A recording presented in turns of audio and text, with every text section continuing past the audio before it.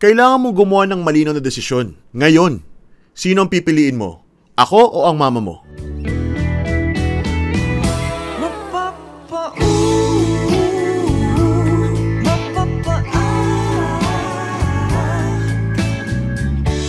Hello Dan, ako nga pala si Gwen ng Cavite. 2 months na lang nga ikakasal na, kaso naudlot pa. Punong-puno na ako sa soon-to-be mother-in-law ko, Dan. 11 years kaming mag-couple ng boyfriend ko at 2 years nang engaged. Kahit noong mag-girlfriend-boyfriend pa lang kami ng anak niya, ang dami na niyang pangaral sa amin. Kaya nga, wala kami masyadong magandang memories ng boyfriend ko sa loob ng 11 years na yon. Kasi napaka-strict niya sa anak niya. Kahit gala ng boyfriend ko with his friends, kapag nagagabihan ng uwi, ay ako pa rin ang napapagalitan ng mama niya. Bakit daw hindi ko pinauwi ng maaga? Inintindi ko siya noon kasi I get it. Magulang siya at protective siya. Pero kahit sa wedding preparations namin ng ex-fiancé ko, nakikialam siya. Yung mga gusto ko, ayaw niya kasi kabaliktaran yung gusto niya sa mga gusto ko. Ang nakakatawa pa doon, siya pa ang namimili sa motif at theme ng wedding ko. Na in the first place, mas malaki pa ang financial contribution ko sa wedding plans namin kesa sa anak niya. Lalo na siya. Ni sentavo walang ambag. So, hindi ko naiintindihan kung saan niya nakukuha yung lakas ng loob para mangialam. Okay lang sana if nagsasuggest siya.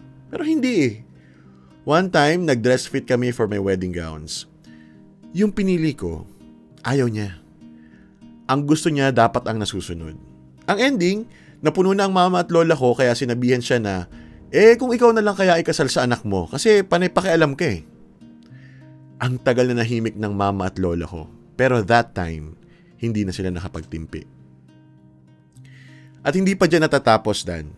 Akala namin titigil na siya pero mas lalong lumala.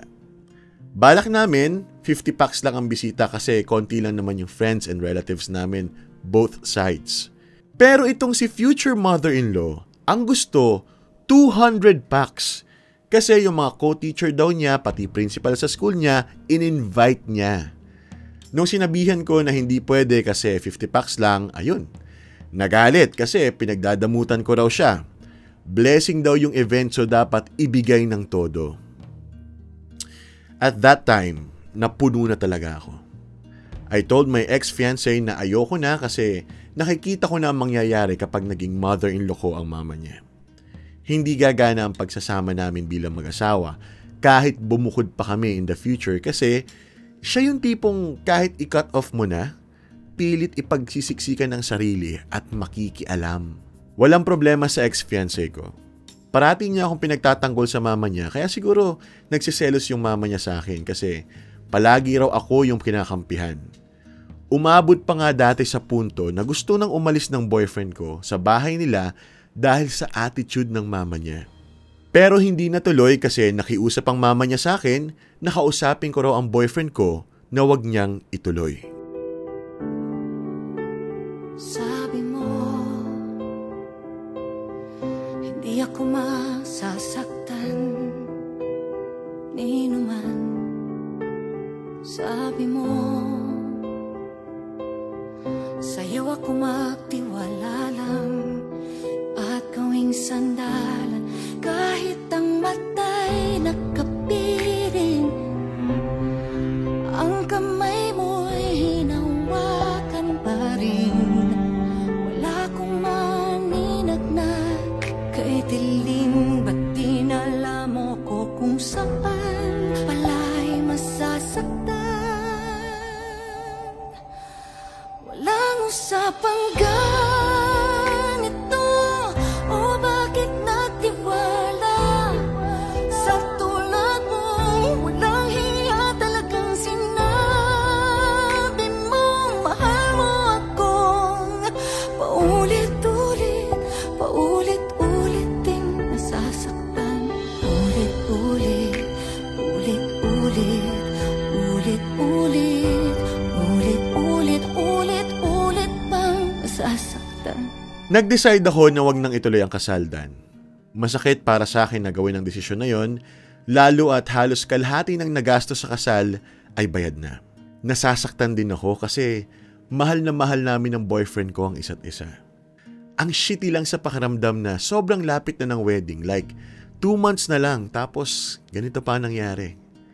Nalaman ng mom niya nangyari kaya tinawagan niya ako.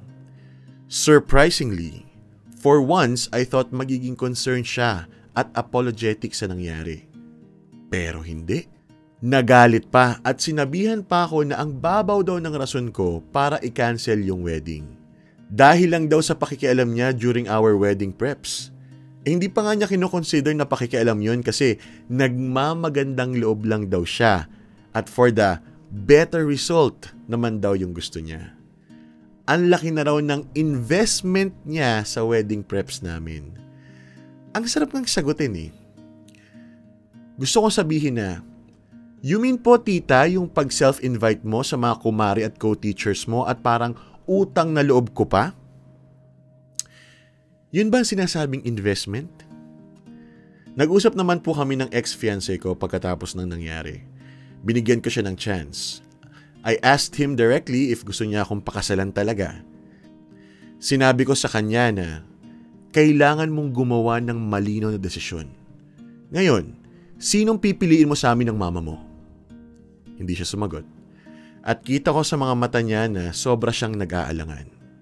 Pero, inasahan ko na to kasi for the past 11 years, ang number 1 priority niya ay family niya. Pangalawa yung work at pangatlo lang ako. Kaya, sa tinagal-tagal ng panahon, hindi ko siya tinanong tungkol dito kasi alam ko yung sagot eh. Takot ako na mapatunayan sa sarili ko na totoo pala talaga yung nasa isip ko na huli ako sa mga prioridad niya sa buhay. Tinanong ko siya kung bakit umabot pa sa ganitong punto na papipiliin ko siya between me and his mom. Bakit nung una pa lang wala na siyang ginawa para ayusin ang problema? Dan, he don't want to leave his mom kasi nasa abroad ang dalawang kapatid niya and ang father niya died 3 years ago. So kung iwan pa raw niya, mag-isa na lang ang mom niya. I don't know kung mama's boy ba siyang matatawag pero unfair lang sa part ko na kung gano'n naman pala, sana hindi na lang namin pinatagal pa ang relasyon namin at hindi na lang sana niya ako inalok ng kasal. I just realized na yung pagtatanggol niya pala sa akin sa mama niya ay hanggang salita lang.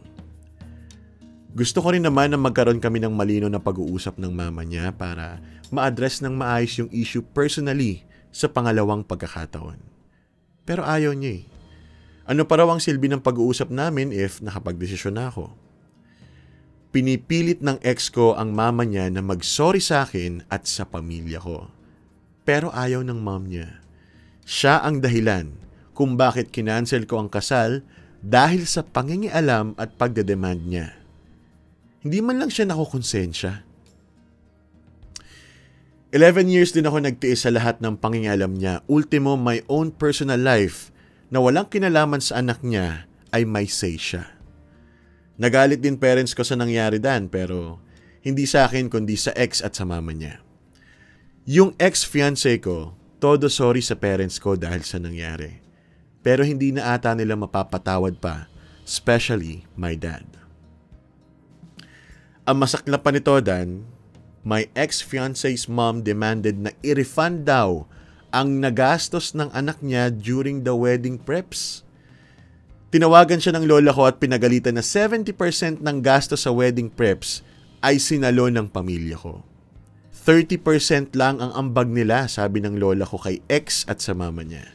Kulang pa nga yun na compensation sa stress na dinala niya sa akin at sa family namin. Pero nag-decide ako at ang parents ko na ibalik na lang para wala nang gulo tsaka ako rin naman yung nag-cancel ng kasal. Dahil sa pagkakaalala ko sa ugali ng mama ng ex ko, baka kami pa ang maging masama sa kwento niya sa iba. Hanggang dito na lamang Dan at pasensya na sa haba ng sulat ko. Ang kwentong ito ay kwento ni Gwen. Naririnig kay lakas ng pintig nagbabalik. Hangi sumasaglit, sumisigaw. Sana ngayon'y mawaglit.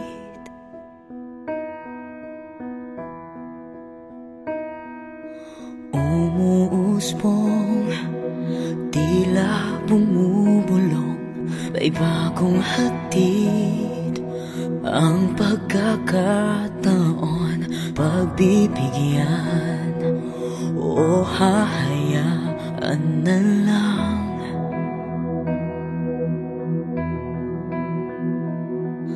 Sabi ng isip, huwag nang tanggapin.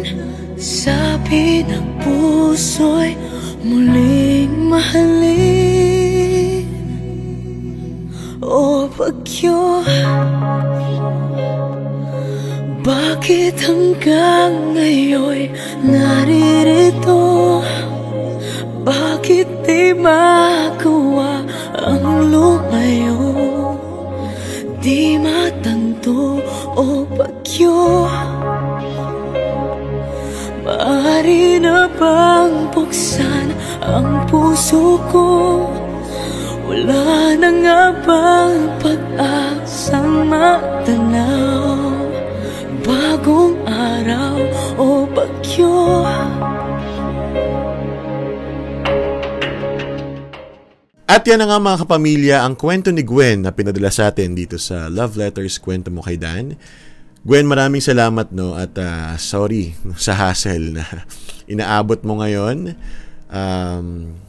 Alam mo, sakto tong sulat mo kasi alam mo naman ang iyong Kuya Dan nasa ganyang stage din ngayon, no, nasa wedding preps, pero ikaw kasi natapos na nga dahil nga dito sa nangyari. Pero una-una gusto kong sabihin na I think tama naman yung desisyon mo, no sa mga example na binigay mo sa mga pangyayari in the past. I think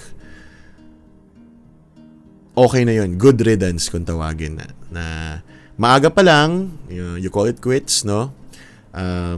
Hindi ka na nagpadala pa or hindi mo na pinatagal pa, and I think tama yung naging desisyon mo na hiwalayin yung boyfriend mo, no? Kasi hindi ka rin naman niya napagtanggol, no? Tsaka mahirap talaga yung ganyan. It's either mag-uusap kayo ng boyfriend mo na, okay, ganito ang gagawin natin. Hindi kami magkaayos ng mom mo. So, kailangan meron tayong sariling mundo, no?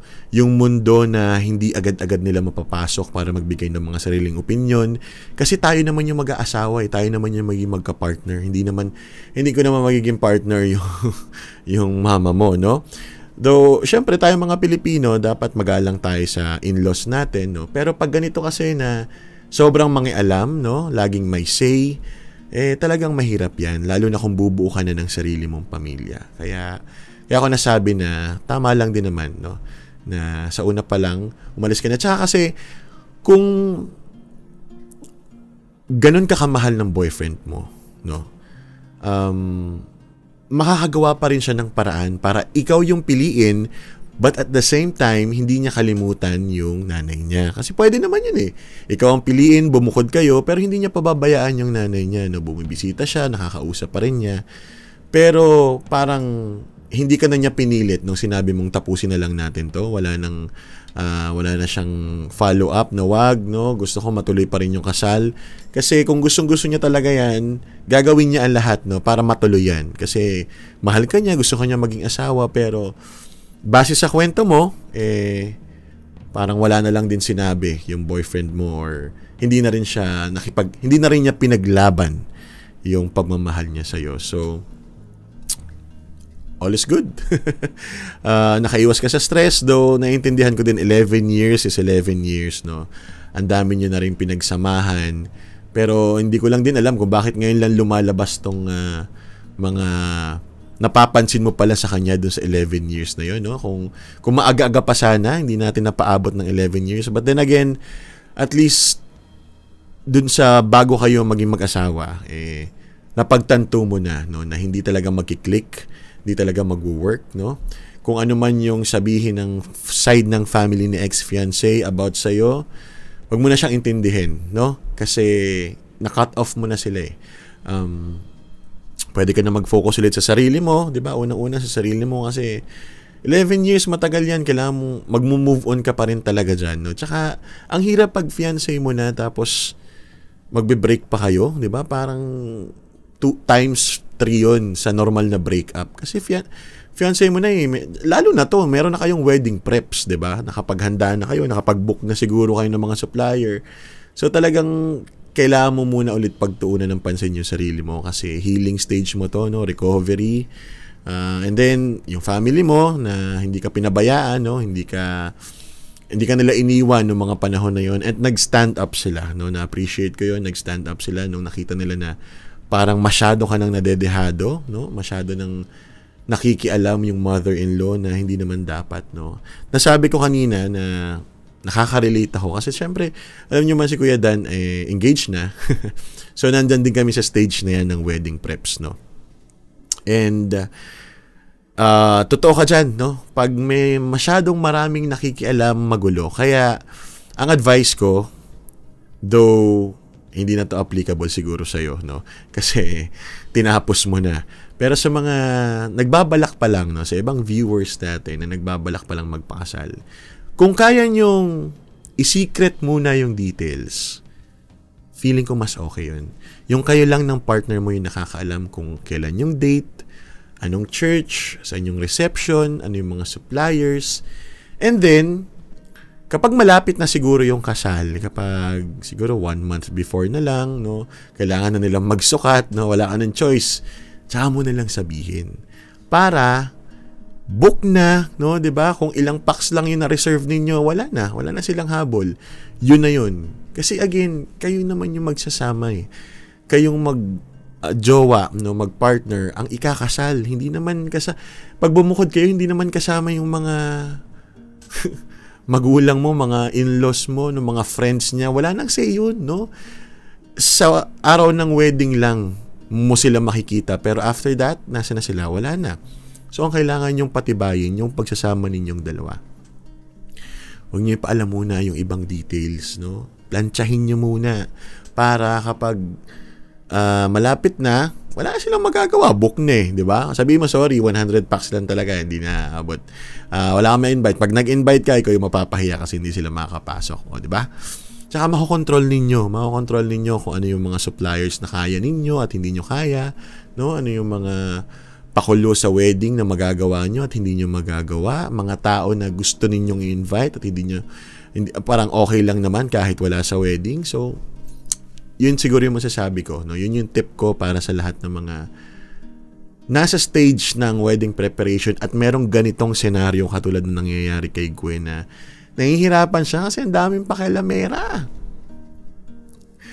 Na-imagine ko pa lang parang nasistress na rin ako. So, yeah, Gwen, focus on yourself again, no? Okay lang yan, 11 years. Masakit at mahirap kalimutan, pero eventually makakabawi ka rin. So, malay mo yung next na makikilala mo. Hindi naman kita pinagmamadali, pero baka yung next na makikilala mo, hindi ka napatagalin pa ng 11 years, no? At makita mo na ipaglalaban ka talaga, paninindigan ka, at sana, hopefully, ay okay yung in-laws, no? Kasi mahirap yan. Ang hirap nun kung tinuloy mo yon. Matagal-tagal kayong panahon na magpapatintero ng in-laws mo. Okay? So, good luck to you, Gwen. Sana,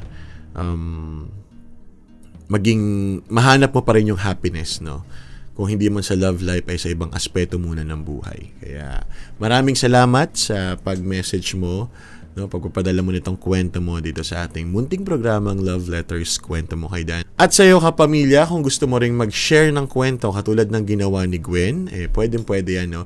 Ipadala lamang sa aking Facebook page, hanapin mo lang Dan Capucion sa Facebook, mag-message ka doon, no? Walang problema. And then pwede rin sa TikTok kasi may mga nagpapadala sa akin sa TikTok. I-message mo lang ako doon at Dadanthology or i-search mo lang Dan Capucion.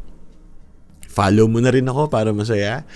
So, yeah, hihintayin ko ang message ninyo, ha. At maraming salamat once again, to Gwen, no. I hope you all the best. And good luck sa iyong love life, career, and family. Sana swertehin ka na next time. Hanggang sa muli, kwentong masaya, may kilig, may drama. Kung kailangan mo ng masasandalan, kwento mo kay Dan. Bye!